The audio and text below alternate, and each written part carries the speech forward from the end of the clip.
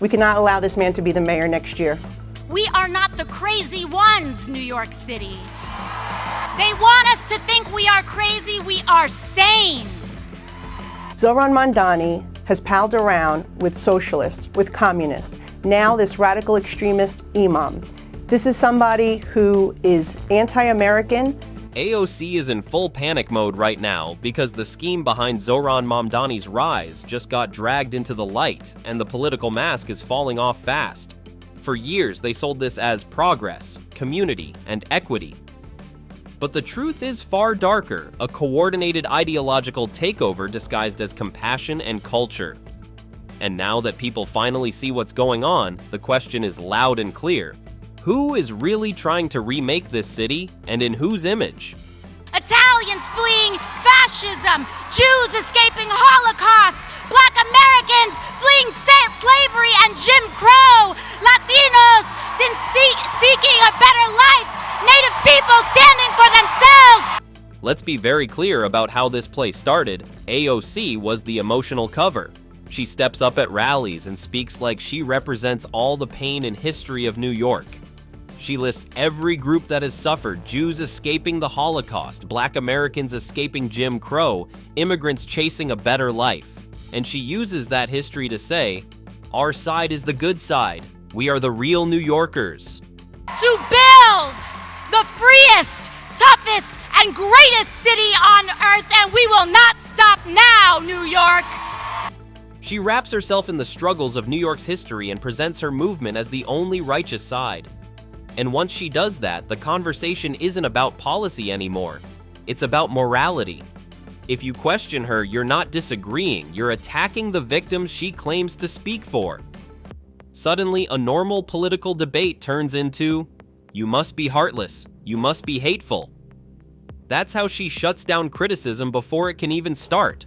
You have a fare box on a bus, it increases a site of tension, of conflict, of assaults. When you remove that fare box, what you find is a safer experience, not just for the riders, but also for the operators. And that is the exact moment Zohran Mamdani steps into the spotlight. He doesn't need to prove his ideas. The audience has already been emotionally softened to accept whatever comes next. Supporting him becomes a statement of virtue, not logic.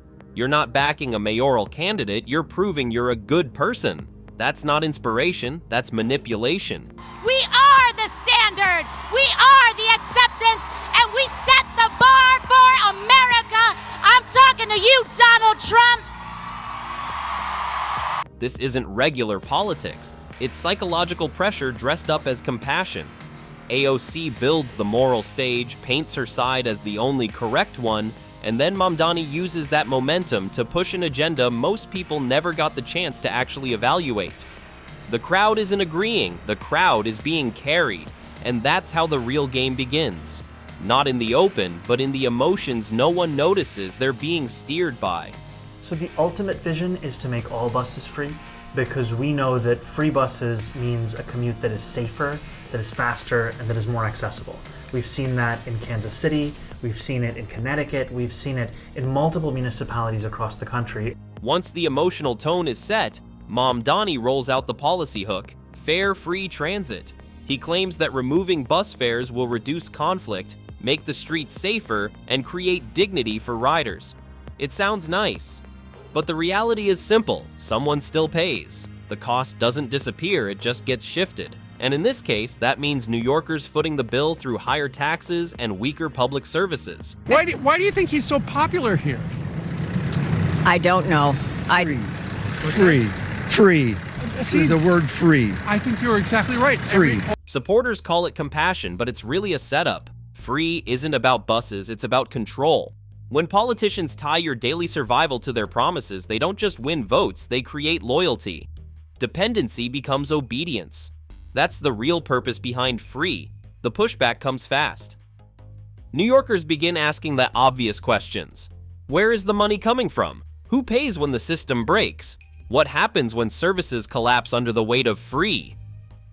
And when those questions show up, the tone of the conversation changes. Everything is framed as kindness, but the bill always lands in the lap of the working class. The same families who struggle to pay rent, groceries, and electricity are told they should now also feel morally obligated to fund a political image project. And the moment anyone points that out, they're accused of being selfish, hateful, or anti-progress. When a man running for mayor says, "We came here to remake this state in the image of our people," we came here to remake this state in the image of our people, you should probably believe him. That's not a slip of the tongue, America. This is where the public starts to see the real tactic. Compassion used as leverage, not leadership. A movement selling the idea that if you don't support them, you're a bad person, and many are done being guilt-tripped into silence. The shine starts cracking. People aren't rejecting kindness, they're rejecting control disguised as kindness. The turning point comes when Zohran Mamdani says it out loud. "We came here to remake this state in the image of our people." That line changes everything. Because for the first time, the quiet part isn't quiet anymore. He's not just talking about fixing buses or helping communities. He's talking about rebuilding New York around his own ideological identity, not improving the system, replacing it. So if any man stood before a federal officer, swore loyalty to the United States of America, and then turned around and vowed to remake that state in the image of his people, that oath deserves scrutiny. New Yorkers hear that and stop. Remake the state. In whose image? Who decides what the new New York looks like? And what happens to everyone who built this city long before Mamdani ever landed here? These aren't small questions. They cut right into culture, identity, and ownership of the place millions call home. That's when the citizenship and loyalty debate enters the picture. People start asking a question no one thought they'd need to ask in modern New York. If you take an oath to America, are you expected to actually mean it? Because when someone publicly says they want to remake the state based on their own group identity or ideology, it raises real concerns about allegiance. Not cultural background, political alignment.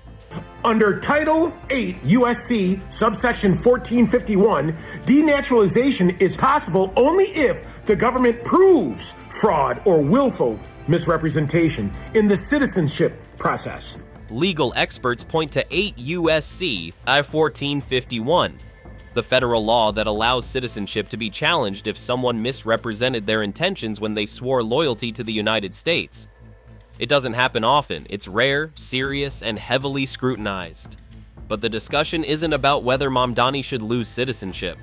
It's about the fact that his own words made people question where his loyalty is rooted in the first place. Now it's about identity, belonging, and who gets to define the future of New York. Zohran Mamdani posted happily a photo of himself with an imam, grinning with this man and cooing with this man. Then the photo drops. Mamdani smiling arm in arm with Imam Siraj Wahaj, a man tied for decades to some of the most explosive controversies in New York's history. This isn't a small cameo or some random handshake in a crowd. Mamdani calls him a pillar of the community. But Wahaj is the same figure who defended individuals involved in the 1993 World Trade Center bombing and publicly described America as filthy. That association hits like a shockwave. Free buses and rent freezes, that seems quite quaint with him standing next to that man who also in the past has referred to America as filthy and sick. So when people saw that picture, the question formed instantly. Why is a candidate who wants to remake the state choosing advisors who have openly defended anti-American extremism? And why is no one in his circle calling this out? This isn't guilt by association. This is who he chose to stand beside, praise, and platform. Not once, not by mistake, but proudly. 1993, Zohran was still a baby in diapers in Uganda, Africa. He is only 34 years old. He's only been in this city as a citizen for 7 years. He does not have the experience, he does not have the knowledge to be mayor of the largest city in the nation. And his policies are just downright dangerous. This is where Congresswoman Nicole Maliotakis steps in and calls it straight. She points out that Mamdani has only been a U.S. citizen for a short time, has no track record running anything, yet wants to reshape the entire city. She cites his own positions, calling the NYPD a threat, pushing to eliminate jails, and supporting the legalization of prostitution. These are not rumors, these are his stated policies. You know, next year is going to be the 25th anniversary of the September 11th attacks. We cannot allow this man to be the mayor. We cannot allow this man to be the mayor next year. Her message is blunt. These ideas don't make New York safer or stronger. They break the systems that protect everyday people. The first ones hurt by this aren't politicians or activists. It's regular working families, small businesses, and neighborhoods already struggling with crime. I get messages that say the only good Muslim is a dead Muslim. I get threats on my life. When the backlash hits, Mamdani shifts the strategy. He stops talking about policy and starts talking about identity. He says the criticism against him is rooted in Islamophobia and anti-immigrant fear. He brings up the threats he receives and the hateful messages online to frame himself as the target of prejudice rather than the subject of a political challenge. My focus has always been on making this a city that's affordable, on making this a city that every New Yorker sees themselves in. And